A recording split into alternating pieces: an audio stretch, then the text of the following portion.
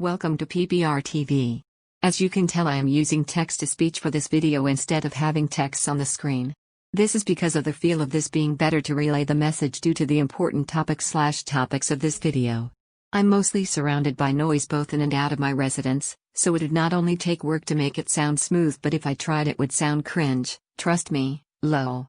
Without further ado, let's get into it. Page 5 is becoming more and more distinctive a page compared to 1 through 4, and page portable. This is both in good and bad ways. Page 5 is the roster of the future, the representation of future gaming from technological advancement aspects which gamers, nerds, entertainment enthusiasts and the like, have been dreaming about for many years. The PS2 is undoubtedly the biggest deal before it, now the PS5 is looking to be in the same category in terms of advancements. The hype is real, and people are excited. The build-up was very hype as well. The PS5 is going to have very technologically advanced titles that will blow people's minds, not to say it hasn't already. Without going too deep into that, this is what page 5 is going to embody, and it will make the other pages' characters feel like fodder in comparison, talking technologically of course. You can still expect other non-PS5 characters to show up, just like how Page Portable's main attraction was the portable reps it has. After all, it had to start with a respectable character that fit that description, that being Jean d'Arc. That describes in a nutshell the good ways page 5 is going to be distinct from the other pages. Now the issues that make it distinct negatively are troubling to say the least. For those who don't know, there is a cultural war on video games. No, not the Mortal Kombat or making children criminals back in the day sort of culture war. There's all sorts today that ultimately impact the art of the work, what it's supposed to be, and whether or not it comes on PlayStation. Pages 1 through 4 have characters from different companies, from developers from different walks of life. What's going to inevitably contrast page 5 to these, is that page 5 is going to represent the section of PlayStation that does not embrace its diversity. No, I'm not talking about the lack of minorities who are directors of how many games, that's silly. I'm talking about ignorant censorship.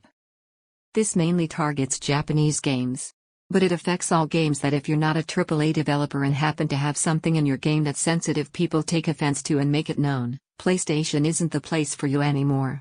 I've done research and noticed many characters on the PBR roster have been affected by this one way or another. Some of the companies that own these characters stay loyal regardless, while others have at least halfway jumped ship. Chaos Head, Senran Kagura, Mishitsu no Sacrifice, Crystar, Yuno, Omega Labyrinth, Galgun, Dungeon Travelers 2, Atelier Ryza, the list goes on for characters not even announced for PBR yet.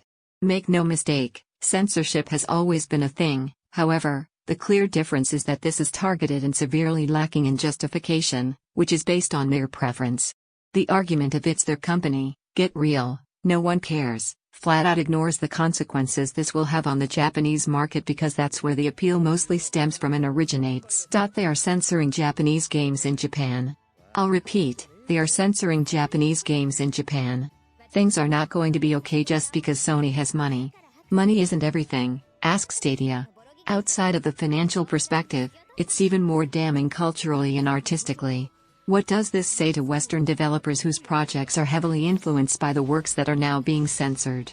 It will drive them away in the long term, not the short term, as the PS5 has a lot going for it now in terms of hype and ease of development for smaller studios compared to Xbox. Once they've had their fill, it's goodbye, just business. For those who have been following PBR the closest, you may have already noticed I mentioned a character that isn't confirmed for PBR, Atelier Ryza. Ryza is in such a pickle. Her game is the most successful in the series, yet is also another subject of this practice.